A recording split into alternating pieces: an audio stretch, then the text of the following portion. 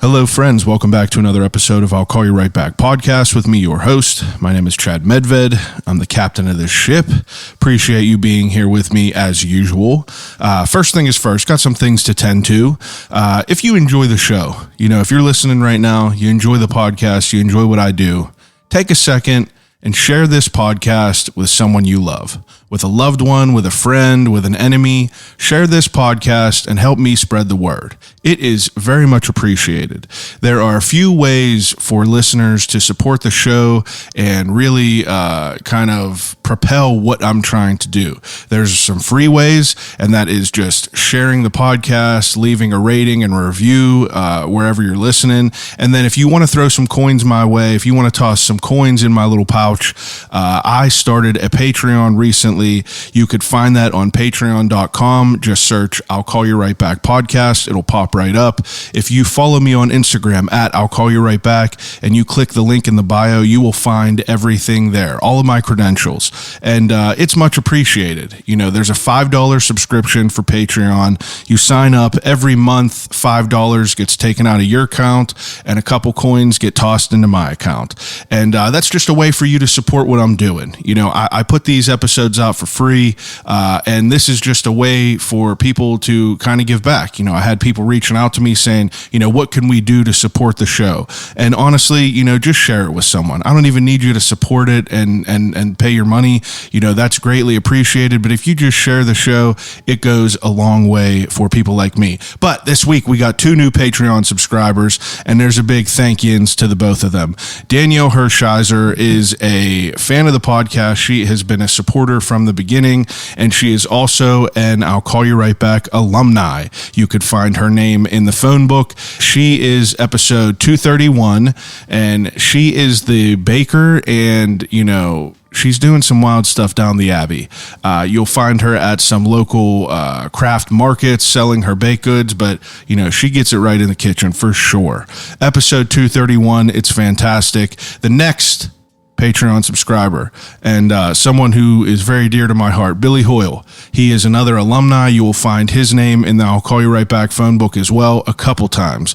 Episode 134, episode 155, and Billy Hoyle is a very, very valuable asset to the city when it comes to music, culture, just all around being a good guy.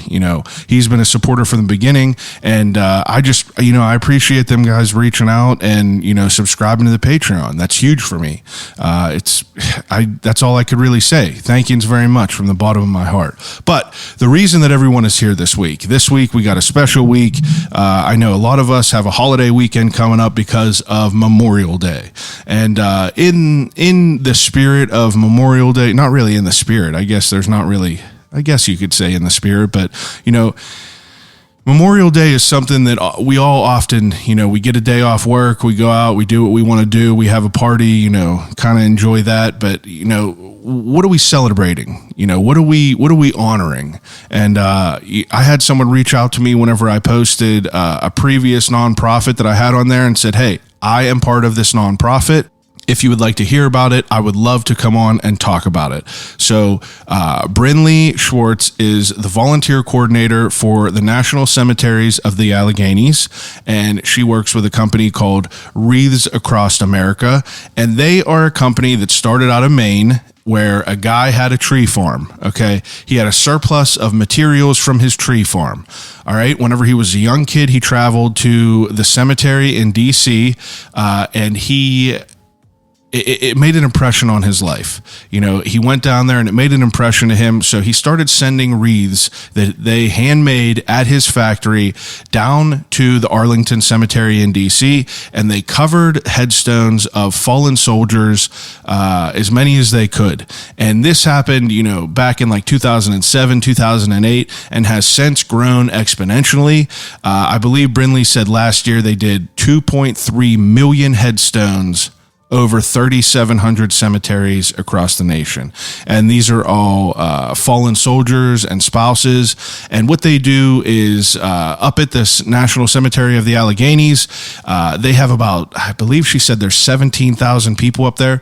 And every December, I believe this December 16th is Wreaths Across America Day, but they take it upon themselves to raise money and raise volunteer manpower, and they place a handmade wreath across every single headstone in the National Cemetery of the Alleghenies.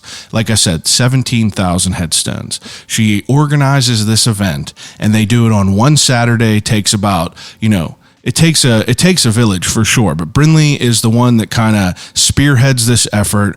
And this week she comes by and she talks to me all about it. We talk about why she got involved.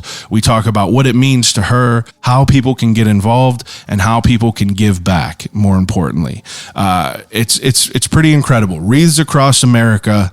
Go on the website. You could donate some money to fund some of the wreaths. If you got a loved one there, wreaths are $17 per wreath. All right. I said there's 17,000, give or take, headstones in the National Cemetery of the Alleghenies. Do a little bit of math and realize that, it takes a village. So if you feel it in your heart, you want to donate to them, go to Wreaths Across America. You could donate there. You could select the National Cemetery of the Alleghenies, and your money will go right there. But if you'd like to learn more, just keep on listening. And without further ado, episode 244 of I'll Call You Right Back podcast with Brinnly Schwartz of Wreaths Across America.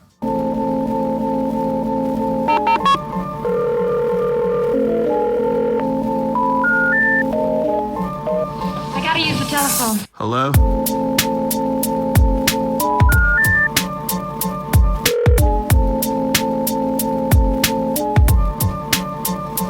Telephone. I'll call you right back. I'll call you right back.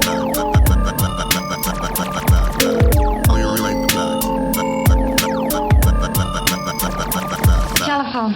I'll Call You Right Back podcast. It just sounds a little bit better, but Look at all this stuff. That's pretty cool. How'd you get all this?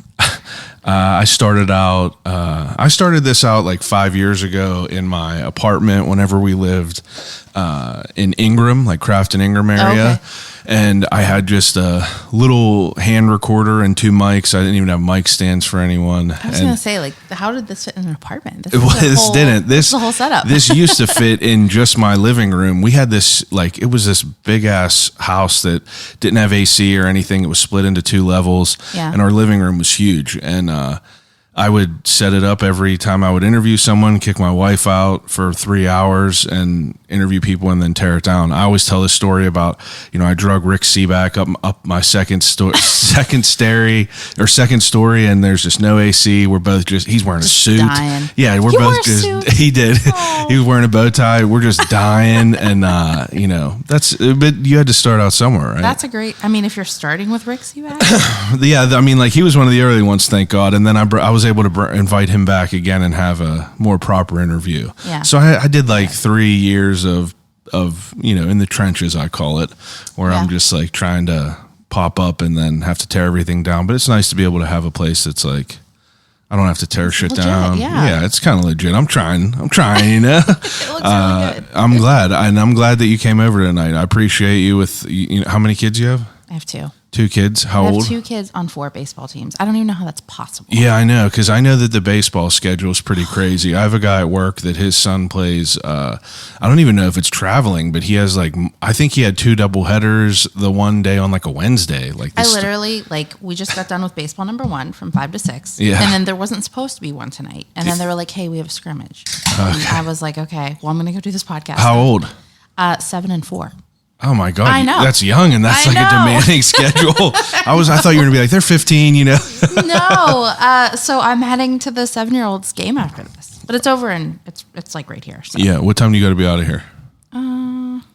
Whatever. Okay. We'll figure it out. Yeah. Well, there's no rush. We'll jump into it then. But I'm glad you reached out to me because you were exactly the type of person that I want to have on here. It's before we started recording, you were saying I don't remember how I even reached out, but I posted something about having a nonprofit on here before, Allegheny Cleanways. We did an episode with them. It was great. And then you asked if you ever do any other nonprofits. And then you said that you were part of this one. And well, let's talk about it. It's perfect. Doing it for Memorial Day. Ended up, and I'm happy you were persistent about it because I I space out. People will message me months beforehand. Yeah. And I just kind of forget, but I put a appreciate calendar it. invite to remind myself. Did you? Yeah. I love the dedication. So what's the nonprofit? All right. So I am the local volunteer coordinator for Wreaths Across America, Yeah. the National Cemetery of the Alleghenies. So Yeah. Wreaths Across America is national. Yeah. They're headquartered in Maine, and they started back in 2007, and they've grown since then. But what they do is they've got sort of like these three like main pillars, and it's remember the fallen and honor them. So remember, honor, and then teach the next generation kind of like the value of freedom and, what it means to serve your country and, just not taking for granted a lot of the things that sometimes we do. Yeah, most of us do. Yeah. And so as part of that, the biggest thing that they do is every December on National Wreaths Across America Day. What day is that? This year it's December 16th. Okay. So it's a Saturday. It's always like the third Saturday of December. Okay. There's, I think, something like 3,000 cemeteries across the country where everyone gets together and then they lay a remembrance wreath, which looks like a, just like a big lush Christmas wreath. Yeah. And then they try, it's not a Christmas wreath because that's, it's non-denominational. But Yeah. but it's live balsam. Balsam, is that how you pronounce it? I guess I would never know. From those trees with the red ribbon. And then they make sure that every veteran's final resting place has one. So you said 3,000 across the nation. Is that all military cemeteries? 3,000 military cemeteries? Not always. So there's national cemeteries, which are government owned and maintained, and then there's private cemeteries. So there's actually other cemeteries here in this area. Like there's one in Jeanette, I think one up in Swickley, but they're smaller. Yeah. And then the National Cemetery of the Alleghenies is the largest one in our region. And that's only military in there? It's military and spouses. Spouse. Yeah. Okay. So there's a little over 15,000 veterans buried there. That's wild. Yeah. Now, this organization, are you from around here? Mm-hmm. How do you even get involved with something like this? Good question. Yeah. It was a little bit serendipitous. So I was raised by a really wonderful Marine, and he passed away in 2017. And so, and I had known about the cemetery before this because my best friend's mom was, the cemetery I think started in 2005 or 6. The Alleghenies? Mm-hmm. Yeah, I was going to ask, when did that even start? Like, fairly Yeah, recent. right around there. To me, but I say 2006, and I think that was like 3 years ago. I know, it's crazy. It's crazy. But in recent times, I guess. But her mother was buried there, and then my grandmother has a brother up there. So loved ones are in that cemetery. But after I lost him, I just was really looking for a way to kind of connect, to help my children kind of know who he was and to honor him. Yeah. He was super, his entire life was very civic duty minded. Like he volunteered, he was on the school board, he ran for magistrate, he was on like the zoning commission where I grew up. Like he always was doing something with He was ready to serve anywhere. He was always serving. He marched in the Memorial Day parade every year. So I thought, this might be kind of a cool way to, just to do something, especially around the holidays when it's hard and, your people aren't there with you. Yeah. So I reached out, and the guy who was running this before me, his name was Michael, was getting ready to have back surgery and actually didn't have anyone because it's kind of a 1 to 3 person show that does this all, which we can get into. Yeah. But he was getting ready to go out on back surgery and just was like, I don't think I can, dedicate physically what it kind of takes moving forward. And I was like, all right, I'll do it. Yeah. And so that's how I got involved. What year was that?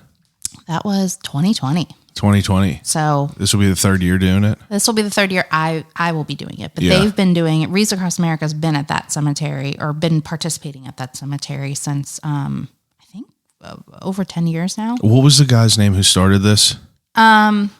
Like the guy who in started Maine. Wreath. Yeah, because I read that. I read our story on the website. Yeah. And it was that guy that has he has a wreath company, right? Yeah. So it's actually a really cool story. So I might butcher his name. That's all right. Morrill Worcester. Yeah, that's it. Worcester. Yeah. So he does. He has a tree farm And they do all kinds of cool stuff. We'll have to talk about this. But, and it was like way back in, I forget when, early 90s. And he makes live, Christmas wreaths for the holiday, and he had a surplus. And so he was like, all right, what am I going to do with this surplus of these holiday wreaths? Yeah. And he was like, why not honor the veterans? I'll send them to Arlington in DC. And so that's how it started, was with sort of that idea of this family that has this tree farm in Maine. And it was so well received, it kind of grew from there. Yeah, I was reading. It said that he won a trip whenever he was a young kid to go travel to DC, and that like made such an impression on him to witness Arlington. Yeah, and kind of like resonated with him all these years later, and it was able to kind of apply what he's doing now, and kind of give back in that way, which is, I thought that was super cool to kind of read. He was, I think. I'm looking at my notes. I think he went there for like a field trip or something when he was a kid. And it stuck out to him so much that later on in life, when he had this opportunity, he was like, hey, why not, use this as an opportunity to honor our veterans of the holidays. And since then, it's grown to what it is today. Yeah, so. Because it originally was just that, right? Arlington? Mm-hmm. How many people were in there? You have any idea? Oh, I think they're over like 500,000 at this point. Oh, really? I mean, it has to be. Yeah, I wouldn't even be able to put a number on it. That's wild. Because the OG Arlington, and I'm looking through my notes here, I think was, here, it says it right here. Nearly 400,000 people are buried on the 639 acres of Arlington. That's crazy. And the original Arlington was 200 acres. And when this cemetery here, the National Cemetery of the Alleghenies, is full, it will be bigger than the original Arlington. How many? So before we even get into what's up around here yet, I'm curious to know, like, whenever he did this, do you have any idea, like, did he cover all them grave sites, with these wreaths, or probably just supplied what he had left over? He supplied what he had left over. And I will tell you, because there's a wreath sponsorship component to this. So one wreath today is $17. It was $15 up until recent with inflation, of course, everything else. But so each year when we do this, each individual cemetery is responsible for, and that's why you have people like me, trying to raise money to sponsor these wreaths. And not every year do you get full sponsorship. Although our cemetery has, and we'll talk more about that as well. But Arlington, I don't know that they necessarily cover the full thing every year, but I think what they do in those situations is they go by section. So each year they kind of rotate. So if, this section over here got it one year.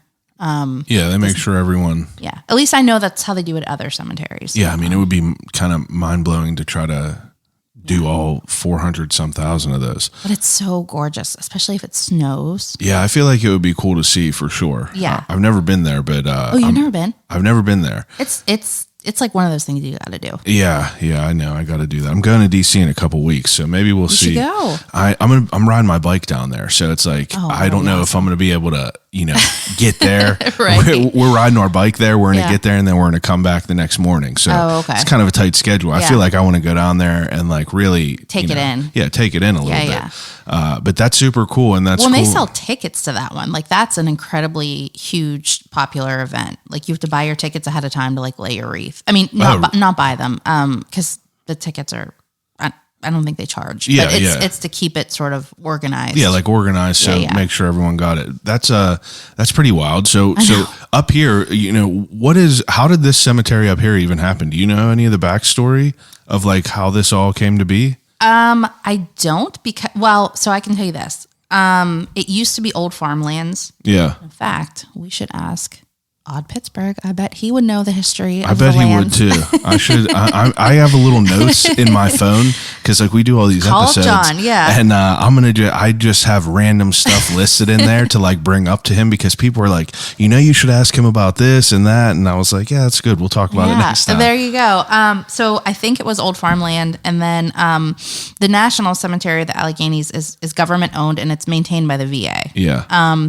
So with Wreaths Across America, we're a 501c3 charity. So we're invited guests in. So like we don't own the land, or we we have to follow their guidelines. So like in 2020 and 2021, when there were still COVID restrictions, we were very restricted about how we could go about doing our event.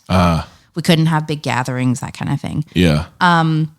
So what happens is if you have an interest in getting involved with a cemetery, you have to reach out to that cemetery's, owner or governing body, whoever it is, and then get involved that way. And there's a process, you've got forms to fill out and, that kind of thing. But if the cemetery agrees to do it, then we have a whole team that's at the headquarters in Maine that does and I actually don't even know how they do it. Yeah. The logistics that goes into this is pretty. I know, because I was looking back at our conversation whenever we were originally talking about this a couple months ago, and I was like, damn, I wish I would have thought about trying to do a little bit more research as far as why this cemetery was put here, because I really didn't know anything about it.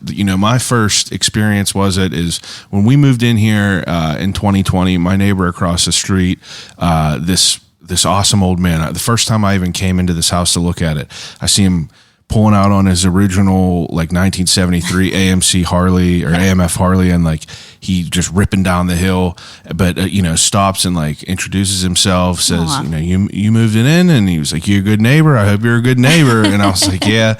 And then me and him just became real close, and he was a veteran, and he started talking to me about this, and he was like, whenever I go, I'm going there, and it ended up having an unfortunate situation where he ended up getting sick and passing pretty quickly. But was he there? He is there, yeah. And I went to his funeral there, and it was really incredible to see. And that was my first experience being in there and kind of seeing it and being in a military, a proper military, with the gun salute and everything. And it was powerful stuff. It's super powerful, yeah. Yeah, it's weird, and it's to look through all that. It's kind of wild to conceptualize what it's. Like how even someone decides to put a cemetery there. Because how many acres are up there now? Do you know? Well, once it's full to capacity, it's going to be able to hold up to 200,000 internments. Oh my And goodness. right now we're at, I think, 15,000. Yeah, that's so crazy. It's going to be, I think, 200 or 300 acres, if not more. I mean, and you can, so I don't know if you know this, but if you're a veteran and you are buried at a national cemetery, your funeral costs are covered. Yeah. So, obviously that's a good reason to go there, amongst other things. Yeah, for sure. And also it will forever be maintained. It's not a private cemetery that could eventually go, that's a good point. Become grown over or something like that. And that staff up there, we have to brag on the staff for a little bit because they are so respectful. They're so phenomenal. They keep that place pristine. I've gone there before, to, visit some loved ones, and it's been just kind of me and, somebody's cutting the grass or running the sprinklers, and they saw me coming from far away and they go somewhere and else. they stopped. Yeah. And they just to be respectful. I mean, it's a really incredible group of people up there, and they go away as VA employees. I mean, they have to volunteer their time too. The government doesn't give us any money to run this program. Yeah. So, but they do a phenomenal job going above and beyond for us as well. The director of that cemetery, he's a veteran. He is always willing to, reach out to the color guard or to help us get organized for our ceremony or to lend us some speakers. They don't have to do any of that, and they do. So they're really great. Yeah, it's incredible. The whole trade of being a part of that world, whether it be a groundskeeper or a manager or something like that. I interviewed a guy who I believe it was I can't remember what cemetery. It was so long ago that I interviewed him, but I believe it was part of a military cemetery too. But this guy, I just wanted to interview someone who dug graves. I don't know why. I just wanted to. Well, because it's interesting, right? It's very interesting. It's like that show, Dirty Jobs. 1,000,000%. That's literally why I talk to half of the people I do. I was like, I just want to talk to someone who does this. And I reached out on Facebook, and this girl I know was like, oh, there's a guy I know from high school. He's been doing it for a long time.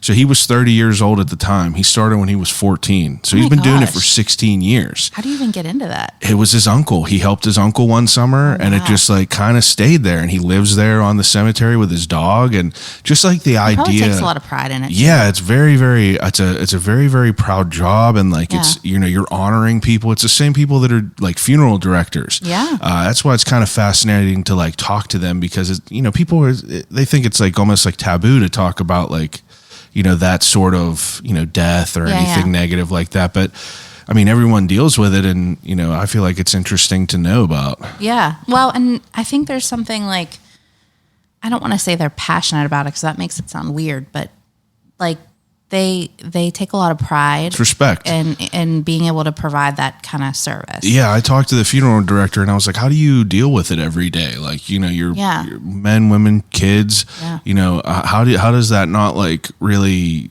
kind of poison your mind almost? And he said it's honoring the dead like that. It's like I know that I'm honoring these people, and I'm putting everything into doing the things that I can the best that they can. Yeah. And it's like a beautiful thing to hear it being talked about in that way. And like, whenever you reached out and you said that this was something that's done, I was, it's absolutely something that's like, it's wild. You said there's like 15,000 grave sites there. I mean, where does like for you to get involved with this in the first year you did this, like what was your role? I was in way over my head. Yeah. I mean, I can't even imagine how, because I was telling my wife who I was talking to, and she was like, so they just put all these wreaths on there? And I showed her a picture, and she was like, holy shit, like that's crazy. Yeah. So the logistics, we'll go back to that because I kind of teased it earlier. So what happens is, well, it's funny because when I initially took over this role of just local volunteer coordinator, Michael was like, it's so easy. You just do this, you just do that. Like, it's not a big deal at all. And I was like, all right, I can do this. It's 2020 and I don't have to go into an office right now. I got a little bit extra time. And before you get into these logistics, I'm sorry to interrupt you. What do you do for your full time? Oh, I work in the energy industry. Okay, so I mean, like, do you? I mean, are you like an organized person? That's why I was asking you that in the beginning. Oh no, I am. I'm crazy type A. Okay. I drive my husband nuts, but I also keep the ship floating. Yeah, so. I bet. You got to be. But I was curious, like, how someone even gets involved with wanting to take on this this whole different chapter. You're just jumping into it. Well, I mean, having loved ones there obviously is an incentive. And then we talked about this earlier. I don't know if you were recording, but I have 2 boys, 4 and 7 years old. There's a lot of bullshit in the world, and I want to bring them up with a mindset, hopefully someday, of giving back and just really understanding all the things that they have in their lives, where it comes from, and the value of freedom. And, someone had to die for that. Right. Yeah. So, I mean, it sounds a little dramatic, but really at the end of the day, like these people, they sacrificed their time. They were away from families, they gave the ultimate sacrifice in some cases. So I wanted to demonstrate to them kind of what civic responsibility looks like too. So there's a mom incentive there for sure. But that's good though. That's good. But yeah, the first year, I created an Excel spreadsheet, as us type A's do. Mm-hmm. And there's a lot of resources that our headquarters in Maine do provide. Like they provide templates for press releases, some, fundraising materials. There was one woman, Bonnie, who was just kind of my co-helper at the time. She's with the Blue Knights, a local chapter here. And her group fundraises, and they also actually help to recruit volunteers to unload the trucks when they arrive with the wreaths. Because big boxes. Yeah. So there's, I think, like 18 or 20 wreaths in a box. Yeah. And so you divide that by 15,000. Yeah. I'm not good at math. So that's all right. A lot of them. Yeah. I mean, it was something like over 1,000 boxes. And so they come in 3 different trucks. We get like 48 hours notice on when these trucks are going to be here because they come from Maine. So, traffic, weather. So all these wreaths are coming from that same place? Yeah. Oh, okay. So I didn't even... And they're all hand assembled still. They insane. do like an assembly line. I saw a video one time and it was like of them doing it. Yeah. It was mind blowing. I mean, like, a dude has to have like a crazy operation out there to have a tree farm and all these things on top of it. Yeah. It's pretty on wild. my bucket list to get out there because they also, this is another component that just makes it really cool. They have on this tree farm, they build a chapel and you can actually go up there. And I think they do like 1 day or 2 days a year where they have like a formal ceremony. But you can go up and it's totally free to do. You can participate in the Remembrance Tree program. And what that is you say like, you know, I want this tree to be in honor of so-and-so. So I did it for my grandfather and they tag the tree. They put your loved one's dog tag or they make a dog tag and they put it on one of those trees. And then every 3 years, those are the trees that get clipped to make the wreaths. Wow. So in addition to, you know, your veteran getting a wreath on their headstone, their tree can contribute to the mission overall for other veterans every 3 years. Yeah, that's awesome. And that's totally free to participate in as well. So Where do you have to go to do that? You just go to the website. What's the website? Wreaths Across America. Oh, it's on that website. Okay, yeah. Mm-hmm. Wow, that's incredible. It's called the Remembrance Tree Program. Yeah, that's great. So they put all this together up there, and it gets all shipped here. And how many other? You said over 3,000 other cemeteries throughout the nation. Yeah, so there is. I think there was something over 3 million wreaths were laid last year. I'm looking through my notes to try to find the. Yeah, I read on the paper. It said in 2014 there were 700,000. So yeah, we're way bigger now. Almost 10 years later, I could imagine it would be that big. Oh, sorry. Here we go. 2022. There's 3,700 participating locations. And I'm almost positive, last year they placed 2.7 million veteran wreaths across the country. Jesus. All hand assembled from Maine. And they're live balsam. Again, I don't know if I'm pronouncing it. They're real. They're real. The boxes smell so good. I when bet. you It got to smell amazing. It's awesome. When you open it, It's it like smells an air like freshener. Yeah, I was just going to say a bunch of air fresheners. But so all those get so like if this is going to happen, you do it twice a year, right? No, just once. Once a year. On Wreaths Across America Day, which this year is December 16th. Okay, so you said you get an information like a couple days beforehand. So the fundraising deadline is usually Giving Tuesday in November. So that's like November 30th-ish, somewhere in there. It's usually like the Tuesday right after Thanksgiving. Yeah. So you know by then what your final wreath count is going to be. Okay. And last year, the day before, that Monday, we were short by we were only 8 to 80% of our goal. So we were short, I think. Fundraising, you mean? Yeah. Okay. So there was going to be something like, I want to say maybe a couple thousand veteran graves that were going to go without a wreath. And it was the very first time that our cemetery wasn't going to be completely covered with a wreath for each grave. Yeah. So a friend of mine reached out to the local news media and put out a plea, and they responded and they put out a story. And within 24 hours, the community came together and we actually were over our goal by like 4,700, which got rolled over into this year. Wow. Which is a good thing because Vietnam veterans are coming of age, unfortunately. So our goal increases every year. That's why it gets harder and harder to have to, get those re-sponsored. But we were 20% short of goal, and within 24 hours, it takes a village. The whole community stepped in and really gave. I mean, we had people reaching out being like, what do you need? It was really. How many people volunteer to place these? We usually get about 3,000 that show up. Holy shit. 3,000. Parking is nuts. My goodness. I always tell people either get there early to park, because I've waited before I got involved and actually ran this. Yeah. I would go and try to place a wreath, and I waited in line for an hour and a half to get in before. My goodness. And sometimes what happens is you wait all that time and you get up to the front and the police are like, I'm sorry, parking is full. Yeah.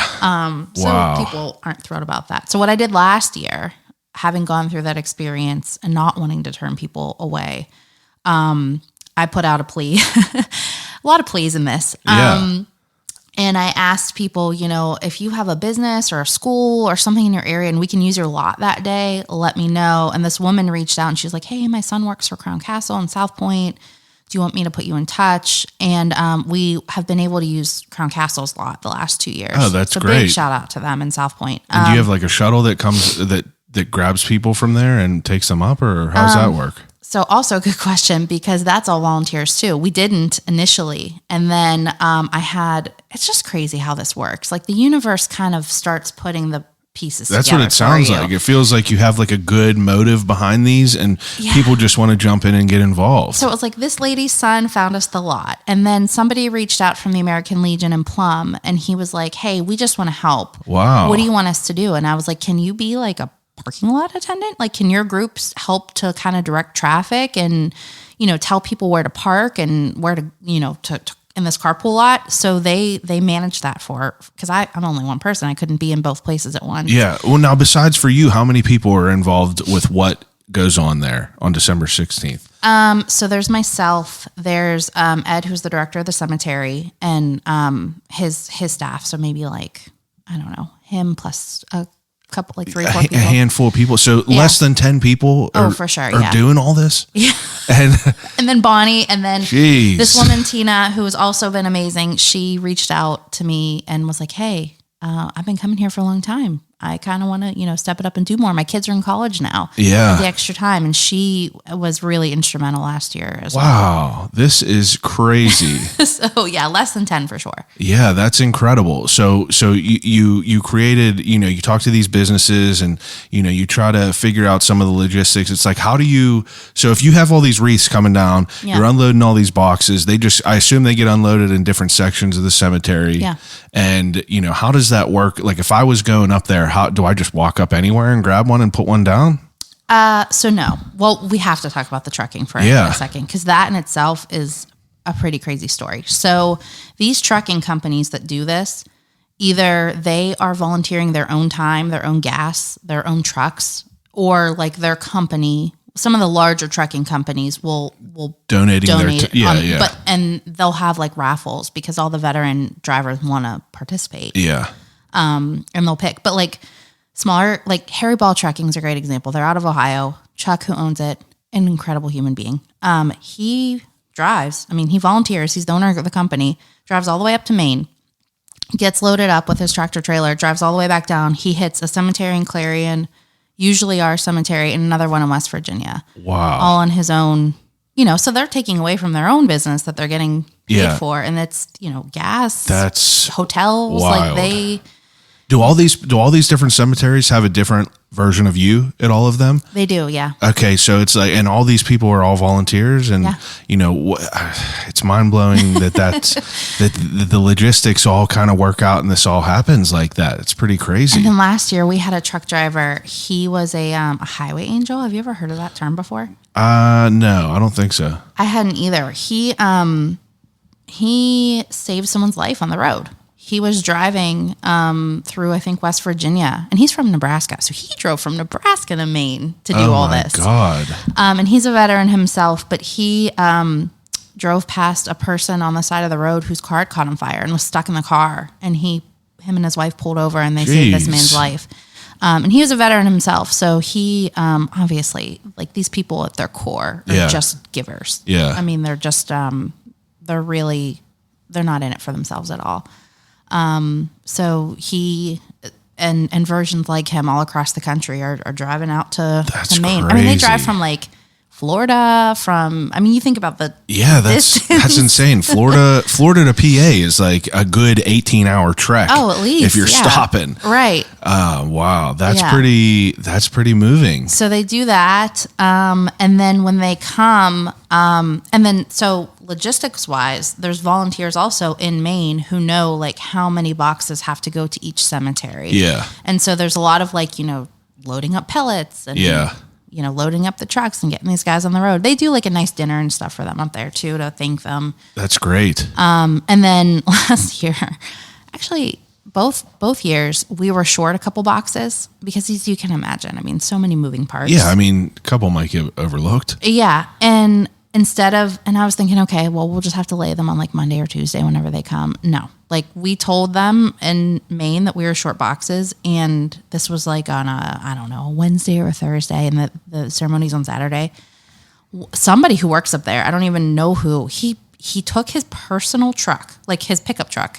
No way. Rented a U-Haul, filled it up with our boxes, and like sent one of his own employees from like down to us so that we would have it on Saturday. I mean, it's just that's pretty wild. Yeah, his own personal truck. Like he just, hey, here's the keys. Now, just a side thing that I'm curious about, the size of this cemetery compared to some of the other ones, like, is it considered to be a bigger cemetery? Or, you know, like, what is the, like, you know, give me an idea of like what, like, is that considered a big cemetery? Are there other cemeteries that dwarf that, or? Well, there's Indiantown Gap in Pennsylvania, like over towards Gettysburg. Yeah. They have like 60,000 veterans. Oh, wow. Yeah. So they're a big one. Yeah. There's big. So compared to like that and the Arlingtons of the world, we're small. I think there's one over by Cleveland somewhere that's like 30,000. But around here, that's the biggest. Oh yeah. Oh yeah. That's crazy. We're considered, because they break it down and they do webinars for us and stuff too, in case we need extra resources. And I'm part of the group that gets the webinars for like the large cemeteries. Yeah. So we fit into that category, I guess. You're on the big levels up here. Now, you know, like throughout the year, you know, obviously I'm sure it starts ramping up halfway through the year and it starts ramping up. Ramping up now, yeah. Yeah, I'm sure it is. With all this stuff that you're telling me right now, I'm just like kind of mind blown by all this. But, you know, you put a lot of your extra time into this. Yeah. I take vacation time from work that week, because you can't otherwise. Yeah. And I have a pretty busy job. So usually by December, I have got some vacation time to burn anyways. Yeah. So in between playing Santa Claus for the kiddos and doing all their school events and parties and breakfasts with Santas. And all that stuff. There's usually 2 to 3 days that the trucks actually arrive in advance of the Saturday day. Yeah. So, and again, we kind of don't know what day or time until like 24 to 48 hours ahead of time. So they'll hit you up and for like 3 days, you'll get deliveries of boxes. Yeah. And then you prepare, you know, you're just kind of figuring stuff out, logistics. And then the floodgates open on that Saturday and people start. Well, the floodgates so let me back up. So when the trucks come with over 1,000 boxes, you need to unload them, right? Yeah. And we go section by section. So what's really cool is I put out usually a plea on Facebook, or I send something out to our email distribution list, and I ask for volunteers to do truck unloading. Yeah. And the turnout for that, even last year, was like really incredible. We probably had maybe 50 people. AHN and Highmark they have a group of employees that are veterans that just became passionate about this cause. And so every year they keep bringing more and more people. A local Rotary comes, Bonnie's Blue Knights come. And so we just go section by section. It usually takes like, I don't know, maybe an hour and a half or 2 hours to unload one truck. Yeah. And then we just form an assembly line. So there's one person actually on the truck bed or two usually, because the boxes weigh like, I don't know, 50 pounds maybe. Yeah. And we just do an assembly line and count, because each section needs X number based on the number of veterans interred in that section. Wow. So we do that first. And those volunteers know, like, hey, I'm going to shoot you an email or shoot you a text, like probably the night before. And if you can get there at 7 a.m. or whatever time before I get my kid on the school bus, like, we're going to meet out there. And that's crazy. We're going to unload. Which brings us then to Saturday. So you show up Saturday for the ceremony. What time? Noon. Okay. Yeah, and it's the same time across the country. Yeah. So everyone's doing this in solidarity. In solidarity. Yeah, in solidarity at the same time. Yeah. Wow. And so we have our ceremony. It's usually cold, so I try to keep it quick. Yeah. Sometimes there's like feet of snow on the ground. You do the speaking? I do, and I don't love public speaking. Yeah. So. That's what I was going to ask. Are you are you comfortable behind it? Not really, but I used to do, like I said before we started recording, I was a media spokesperson for a company for a couple years. So I don't know that you ever get used to it, but like you had that experience. Yeah, you just kind of know just to jump into it. It's for the good of the cause. Right, yeah, right. You're just, and again, like I have kids, I want them to see me doing this so they hopefully obviously learn something. They're there. You bring them there and everything. Reluctantly in the 20-degree weather. Yeah. They are there. They get bored after a while, but usually, actually, I shouldn't say that. They're pretty good champs, and I bring a lot of bribery. They're young kids. You can't blame them for wanting to go home. It's funny. My 3-year-old came with me to every truck unloading, and he was super into it. Like they would give him like a piece of cardboard, or he's doing something. There and you go. He took it so seriously. He was all about like bringing it over to the trash pile, and that's really great. He loved it, and so so I bring them lots of snacks and because we're there for a couple hours even before the ceremony starts. Oh, I'm sure. Someone's got to meet up with the bagpiper. You got to test out. You got got to to. arrange him ahead of time. He's Yeah. great. Ken is wonderful. Ken the bagpiper. Ken the bagpiper. He comes in the kilt and everything. I'm Doesn't gonna matter have to weather. get him on here. You want him on there? We're gonna talk about this for sure. I will give you his number. I'm sure he would love it. His dad was a veteran. He's super passionate about this. That's great. I mean, again, like this is a volunteer. Yeah, I love it. I'm all for this. Like, consider me a volunteer because I'm 100%. I would love I would love to try to help even get people to unload some boxes. Like maybe I could drum up a handful of people to We always come up need there. a handful of people because there's also they do like 10 funerals a day there sometimes. I know it's and the reason that like this was also like important for me to do is because of my neighbor. Like in 2 years of me knowing that guy, Yeah. like I got very close with him. Like and he was like 71 and he just, he drove for a landscaping company. He just drove a truck and one day he got out of the truck and, fell over and he thought that he had a stroke and then they ended up finding a tumor in his head and he ended up having cancer.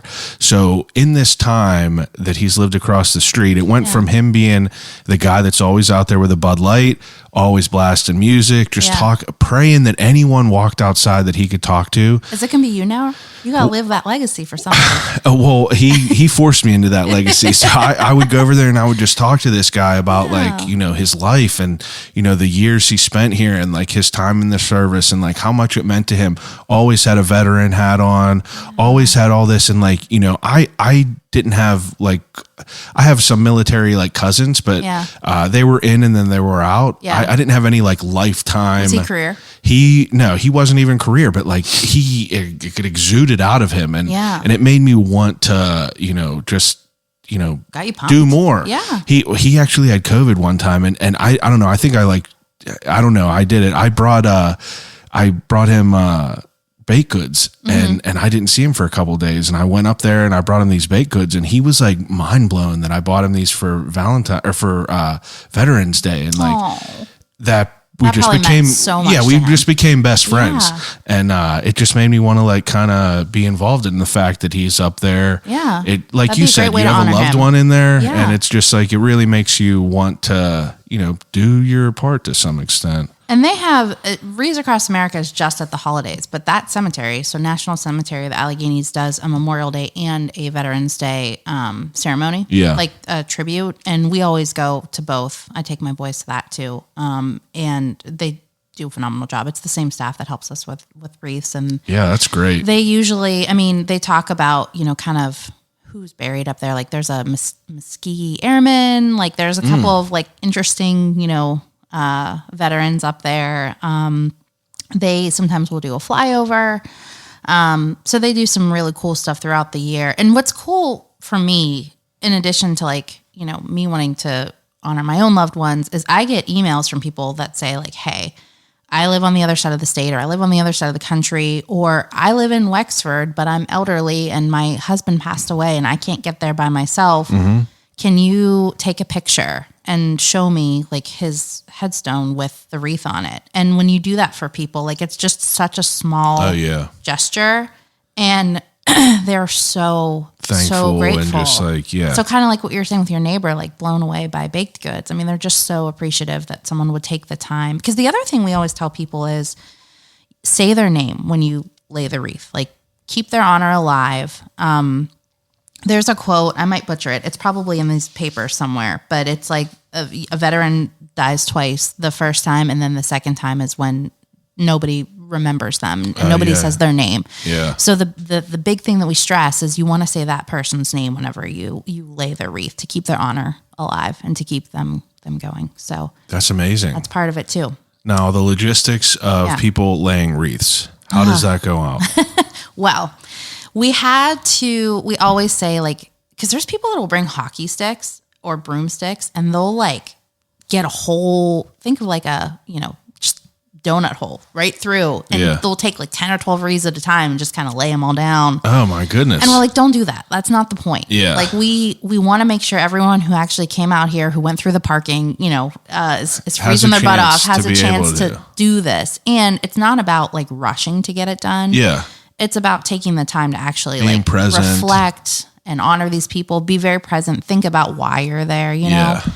And so we say, like, please just take one or two. I mean, obviously, if you've got, 5 or 6 people that you care about that's there, no one's going to stop you. Yeah. So, I mean, can people just go to their loved one's place and put it down? Or, I mean, I feel like that would be difficult to, like, I guess it wouldn't be difficult. Like, you would just have to get up there. And, well, you got to hustle. Because, like, one time I went to go lay one, and it was like this woman was standing right in front of my grandfather's grave, and she was like, oh, my dad was in the Korean War too. And he was a Marine. So, like, I was going to pick this one to lay it. And I was like, all right, well, can I, like, it's not, it's a great problem to have, right? Like, you have strangers who care so much that they're going to honor your loved one. So I always say, if you get to your loved one's headstone and there's already a wreath there, don't worry about it. Just put it on another person's and, like, pay that respect to someone else. And still take the time, because somebody else's loved one may not be able to get out there. So you're doing it for them. And then you can, stick around as long as you want. It's open, sun out to sundown. But, wow. So we've got the boxes laid out. We try to assign, like, a volunteer to each section at the boxes to kind of remind people. And keep it, like, order, keep some order there. Yeah. And, like, remind them not to just take a mass amount of wreaths. Yeah. And so we try to do it that way too. No, it doesn't always go. I get it. Yeah. Flawlessly. I'm sure. And I get a lot of complaint emails, usually 10 or 12 the following About Monday. What? People are. I know.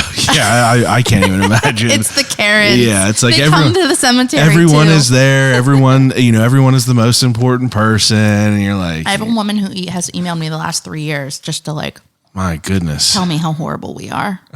Because horrible. She's like, I'm never buying another wreath again. I'm going to just bring my own. And I'm like, that's fine. Like, you should do that. Yeah. Jeez. But it's a very small, loud minority. Yeah. I get it. By far. You're always going to have people that got to complain. Yeah. By far. It's just wonderful people. I mean, you get, like, sports teams from the local schools, like the Canamac band comes out and plays. You have the Pittsburgh Steelers were there one year. Yeah. It's one of those things that, it doesn't matter where you are religiously, politically, like, everybody is welcome, and it's a cause that everyone can really get behind. Is just honoring veterans at the holiday season and making sure their families know that they're still loved and remembered. Like, absolutely. And then throughout the year, we do a lot of educational stuff too. Like, there's a mobile museum that rolls around the country. Really? Yeah, it's like this big trailer that I think 2 years ago when it came here, it parked in the parking lot of the Bridgeville, Texas Roadhouse. And Texas Roadhouse did, like, a fundraiser. So if you went in and you're like, hey, mention Wreaths Across America, they would donate X% of your check. Wow. And then when you're done eating, like, you could go into the mobile museum and learn about all this. Yeah. Wow. And so they have, like, a TV in there and just some stuff on display. And that's pretty crazy. It goes all over the country. So. I guess it would have to for it to be, 2.5 million wreaths. You know what I mean? Well, you said they're $17 a piece. Yeah. That's odd. That's like $34 million. Yeah. That's crazy. Yeah. But I mean, so now you put all these wreaths on there, and, like, how long does this take to cover, 15,000 places? Honestly, we're done in under an hour. Really? Yeah.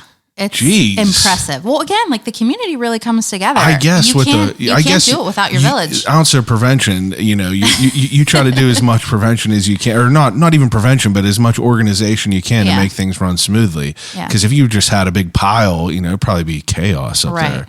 But under an hour, I'm pretty impressed. It is, yeah. So I always tell people, because they're like, well, what if I come later in the afternoon? I'm like, if you come later in the afternoon, we're done. It's going to look gorgeous, though. Yeah. Because once all of the wreaths are actually laid, and this year it snowed the day after. Yeah.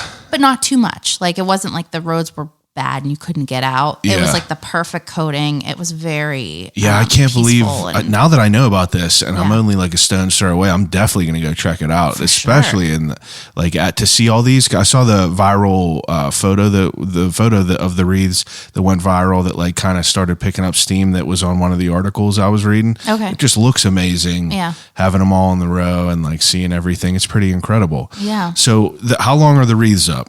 They're up for a month, and then we got to clean them up. Yeah. So that also volunteers come out for that. And we usually only get, like, maybe 200 people for that. That's how we ended up making a connection. I posted something about goats, yeah. Allegheny Goatscape, about Yes. them taking recycled Christmas trees to feed the goats. Yeah. And you were like, I'm gonna talk to them and see about getting some wreaths there. Yeah. But because of that wire, She was concerned about the wire, but because I put out, after that, I was like, this is a great idea. Yeah.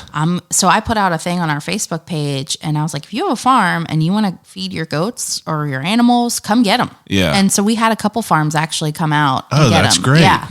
And they are treated with fertilizer just because that's what It's the how trees. Yeah. So I don't know if that makes a difference if you have an organic farm or if you don't, that kind of thing. But they were concerned about them chewing the wires, but it's like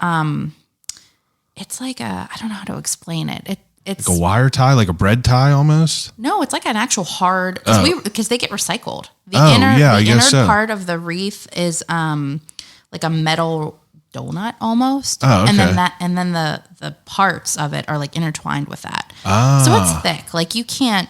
And if you're an animal, even I imagine you're gonna know if you bite down on it. Yeah. So, and then Michael Brothers, they donate dumpsters every year for the boxes that the wreaths come in. Yeah. And they recycle those. And Amazing. then the wreaths that don't go to farms, we also put them in a separate dumpster, and then Michael Brothers compost them. Oh, great. So it's, You do your due sustainable. diligence to try to be I as try. sustainable as you can. Yeah. That's good. And we have, they have to take the ribbons off, of course, but Yeah. it all gets done. And they're phenomenal too. I think they might be a veteran-owned organization. They're out of Bethel Park. Who is this? Michael Brothers. Michael Brothers. Yeah, they have these big red dumpsters. You're going to see them everywhere now that I've Yeah, I mentioned probably will. because I do. Like everywhere I go, I'm like, oh, that's one of their dumpsters. But they give us like 5 or 6 every year. And you guys got to clean up all these wreaths. Yes. And how long does that take? Oh, that takes a couple hours. I bet that's one not takes- done. Yeah. Because we have, like I said, compared to 3,000 volunteers that come out to lay them. Yeah. It's always like the last weekend in January. It's usually a full month that Yeah. they're up. And we do it on a Saturday. We start early. We start at like 8, and then we go usually until like noon. Mm-hmm. We get about like maybe 200 or so people that come out. We'll get like Boy Scouts. We'll get like sports teams. Like I think a lacrosse team was there this year. People bring their kids. My kids get dragged to that too. Although they made forts out of the like wreaths while they were waiting for the trucks to come around and Yeah. actually pick Stack them up. all up. And They had a really sweet fort going. I should find a picture. that's of it. good, though. That's cool that is that's awesome. They like just found random other kids and they were like, "All right, let's It's do just forts." like cool that this is a thing, like that. And I've never known about it. You know, Yeah. I'm sure a lot of people don't know about it. Well, and then that's another one where the staff volunteers their own time Yeah. to because it's not like we have tractor trailers coming to get these wreaths. We Yeah. just literally throw stacks of them, huge piles in the back of these little it's like a golf cart with Like a mule. Yeah. Yeah. and then they just run back and forth to the dumpsters, and then Wow. so we stack them up in big piles and we just wait. That's incredible. Take the ribbons off, throw them in garbage bags to make sure those. Now, what do you do to, what's your main source of funding? Like, how do you get fundraisers? Like, if people want to volunteer, if people want to fundraise, how does Yeah. this happen? So you can make a donation directly on our website. So you go to wreathsacrossamerica.org /PANCAB, PANCAB, which stands for PA National Cemetery, Alleghenies, Bridgeville. So you can go there, donate directly to our cemetery. If somebody makes just a general Wreaths Across America donation, it automatically defaults to Arlington. Yeah. But if you want to do ours, then that's how you do it. And then for volunteering, it's just this Saturday, December 16th at noon. Get there early if you want a good parking spot. Our Facebook page and our website is also a good resource. I always post, like, once we have the carpool information and Yeah. the time, like I'll be posting all of that. And that's also where I put like the volunteer cleanup information. And I've also, there's an email distribution list of people who have like donated over the years. So I'll send something out to them. And then I've just kind of started my own list of people that I know want to get involved. So Wow. I just reach out to them too and say like, hey, help spread the word. But so there's individuals from the community who donate, which is huge. And then what I'm trying to like push this year really is corporate sponsors, because it's getting harder and harder. I mean, I'm sure it is. 15,000 wreaths to cover. And last year I was so panicked about being so far from reaching our goal. Yeah. We had a couple big like corporate sponsors come in the 11th hour and say like, we'll help. So about 2 to 3 a week is my goal. I have it again on my spreadsheet. Yeah. I reach out to just random companies throughout the area, and I have a letter that I send them. And I've asked a couple other people to send this letter on our behalf as well, just to put in the request. And wow. So we've gotten a couple denies, but we've gotten quite a few that have. That's great. Well, Bonnie keeps the letter in her car, and when she like runs errands, like she went to Rorick Toyota for an oil change, and she handed them a letter. They gave us $5,000. I love that hustle. It was like such a grassroots hustle. You guys ever hit up Edgar Snyder? I should hit up Edgar Snyder. Hit up I Edgar still Snyder. want to hear that podcast, because I saw that one It recently. was great. And Edgar being that's an icon. An icon, and like he is a philanthropist. Like he is always looking to. I'm going to tell him you sent me. For sure. And I was like, this dude's, he's 82. Like, what are we going to talk about? 82. Oh, wow. Spry, out here gonna killing it. say, I like, was like, he what are you just- doing tonight? And he was like, I'm about to go swim laps. And I was like, jeez. But, full circle is like, he talked about like, that's mainly what his goal is now. He's not really doing any of the media, the law firm stuff. He's still involved, but like, he really just wants to give back to great things in the community. But what a cool guy. And like, there's so many people in the city that I'm sure that, you could reach out to that would love to do stuff like this. Well, and that's why I was so excited about this podcast, because I need help spreading the word. Yeah. I mean, how do you do it now? Facebook. Yeah, that's pretty much it. And me just harassing a lot of my friends and family. But yeah, so, I mean, Wreaths Across America themselves, I'm sure does stuff. Yeah, but for you to like try to cultivate some following around here and people that want to be involved annually rather than just like once, I'm going to donate a wreath, but like, that's great. Well, so Bonnie works in the school district that my kids go, and she was like, I have this letter that I print out and we give it out at our elementary school. And I was like, brilliant. Again, such a hustle. So smart. So I reached out to our elementary school and asked for the week of Veterans Day, which is also Kindness Week, apparently, if we could print letters and put them in all of the kids' folders. And so we do like that kind of stuff. So if anyone listening wants a letter to distribute anywhere, like I have the template, I'll send it your way. Just reach out, basically. And if people want to donate money, they just go to the website and they could donate and make sure it's through Bridgeville. Yeah, National Cemetery of the Alleghenies. Yeah. Wow, that's incredible. I mean, like, do you have any sort of shortage of volunteers?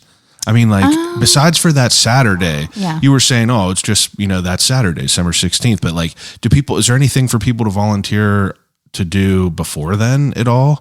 Well, the truck unloading for sure. Yeah, but I mean, like, besides for the actual event, there's not like, do you do any fundraising events like throughout the year at all? I would love to. Yeah. But as we talked about before we hit record, I am like a full-time sports I mom. know. It's and I work crazy. full-time. So I'm trying to now sort of build a team of volunteers who would be willing to, because I have ideas. Yeah. And they give us, I mean, Wreaths Across America has like a brochure of ideas that we can kind of flip through, but I need people to actually go out and execute them. And I'm at that season in life where like all my friends are parents and we're all super busy. Everyone has no time, no spare time. And everyone's busy, right? So, that's I would say the biggest thing is just helping people.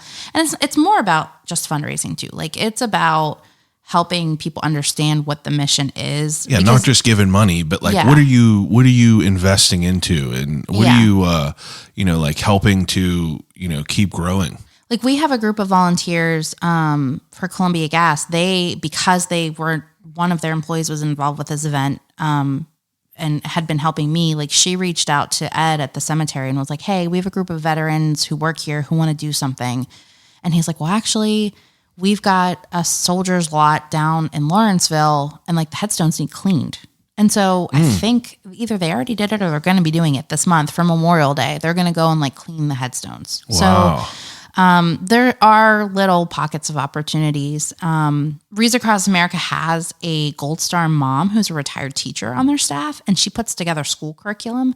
So wow. for Memorial Day, for Veterans Day, for like Armed Forces Day, month of the military child, like if you're a teacher, K through 12, you can go on the website and it's free and it's available to you. Like there's PowerPoint presentations, there's worksheets. Wow. Like there's lesson plans. For you to be able to like utilize these it. resources and, kind of inject that into what you're doing. Yeah. So it's about, the teach aspect of this is. This is a whole operation. It's a whole thing. Yeah, this is a whole thing. This is mind blowing to me. I knew it was crazy to hear about it with the just by the number of wreaths that are put there, Yeah. But kind of to hear the backstory, the trucking, the people that volunteer their time. Yeah. It's really, really just like an incredible operation. I'm very lucky to be involved. It's a really cool thing. I can understand why you carve your time out, your already scarce time to be involved with something like this, because it's powerful. It's meaningful. That's what it is. It is. And,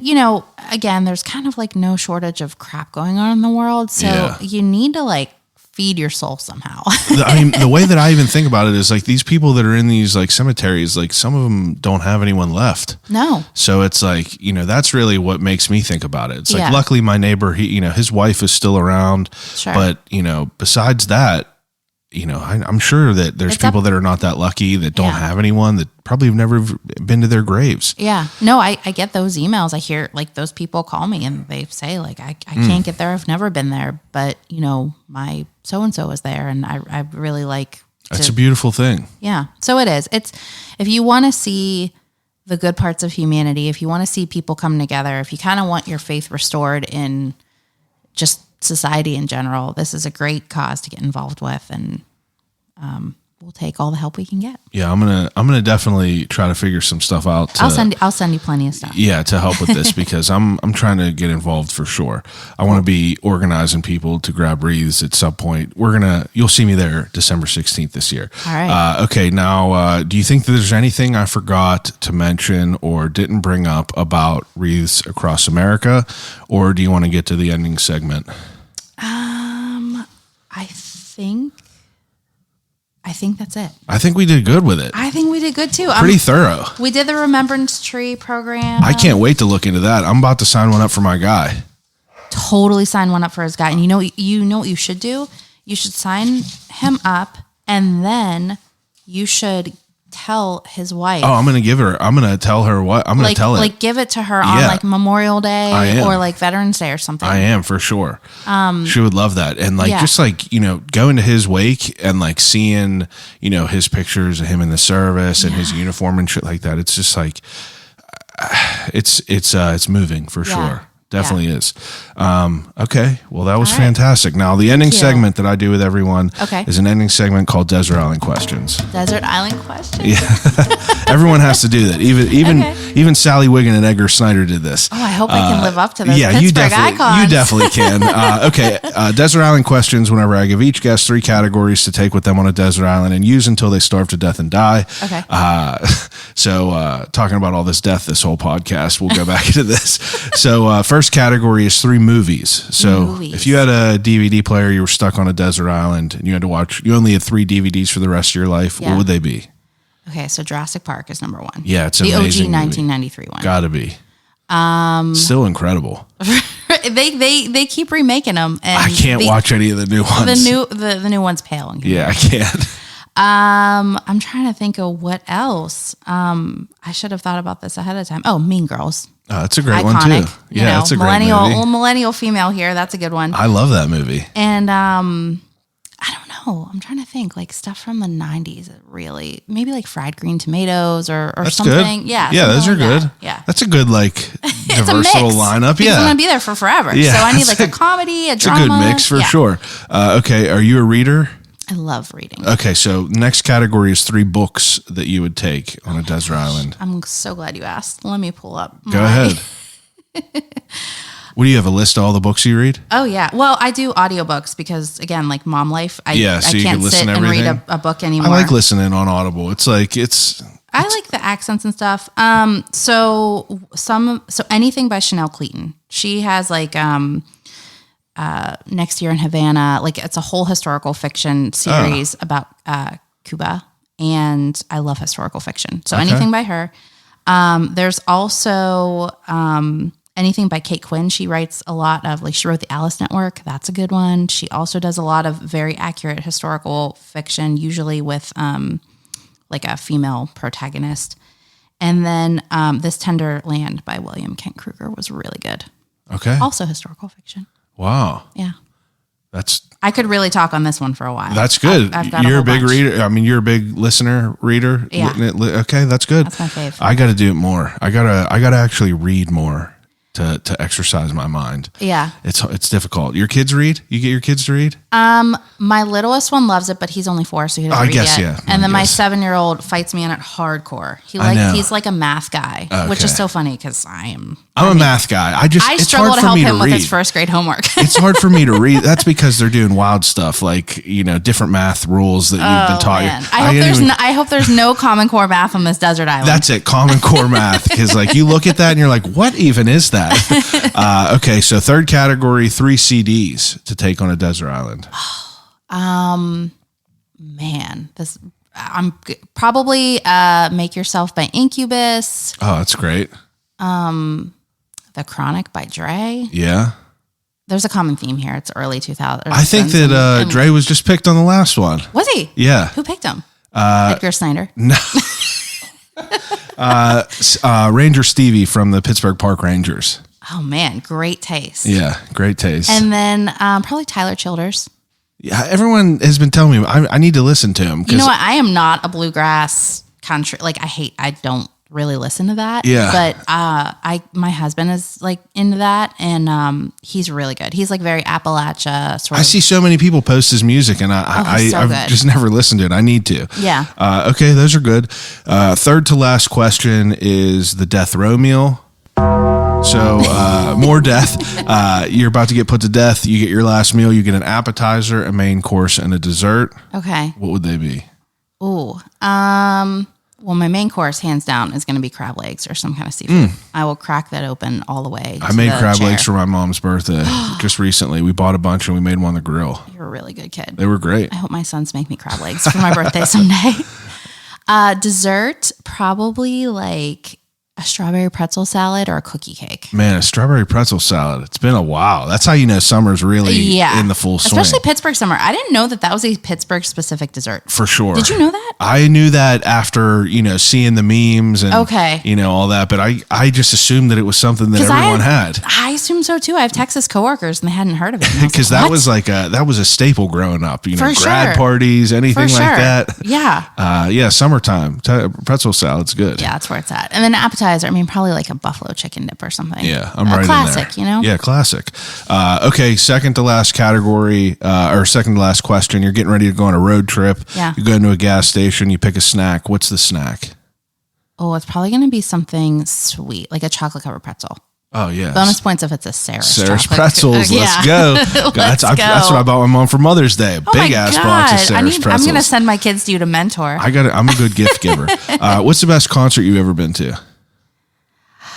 How do I narrow that down? You know what? I saw Foo Fighters in Seattle at the Gorge. Wow. And I was 7 months pregnant at the time, and I still had a good time. Jeez. Yeah. I bet that would be cool. So it was that good. That's cool. It was really good. Your kid hears it, and he's just like, has this odd familiar. He's really into Dave Grohl. Okay, last question. If you could have a conversation with anyone alive or dead, who would it be and why? Oh, it would be my grandfather, for sure. That's understandable. A loved one, someone that's close to you. But if this is someone that you have no ties to, no ties, not a loved one or anything. Okay. I feel like a loved one is an assumed one. Grandparent, that's parent, an easy one. Something like that.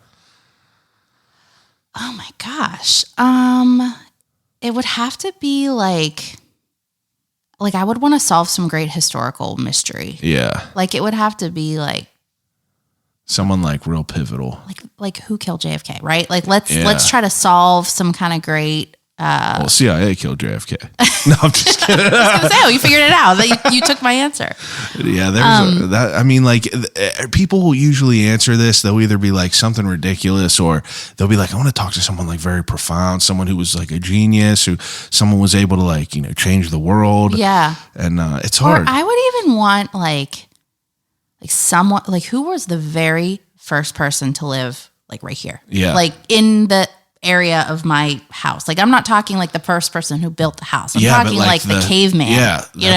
sick. Yeah, there was only one other person on here that has picked a caveman to talk to. Oh, who was it? Will Lovner, I Okay. believe, and he's like an endurance athlete, and his parents own his family owns Goat Rodeo Cheese. I don't know if you're familiar, if you're a cheese person. I love cheese. They got them everywhere. They got them in Okay. Whole Foods, Giant Eagle, Goat Rodeo Cheese. Goat Rodeo, It's okay, the okay. shit. It I'll really remember is. that. Right in North Hills. But yeah, he picked that, and it like blew my mind because he Yeah. was like episode 200 something. Yeah. And I'm like, damn, like that's such a great answer. Yeah. Because it would be fascinating, especially someone that was like just in hand them this your area. iPhone Yeah, and be you're like, just "Hey." it's like Encino Man. Yeah. That's what it is. Okay, that's all I got for you. I'm going to let you go to your kid's baseball game, Thank but you before so you do, much. please promote all of this where people could find it, where they could donate, the whole nine. Thank you so much. I really appreciate this. You're helping me get the word out. Absolutely, Which is a huge goal of this mine. was fantastic. And I'm a fan of the show. So the fact that I get to be on this is like kind of a fangirl moment. I appreciate you coming, and I appreciate you reaching out again. Like you were you. persistent about it. But this was a great conversation. I asked you beforehand, and I was like, you said I'm nervous about this, but you're pretty well versed. Well, I was like, I don't know what he's going to ask me. So I'm glad it all worked out. So thank you. Absolutely. I really appreciate it. Wreaths Across America.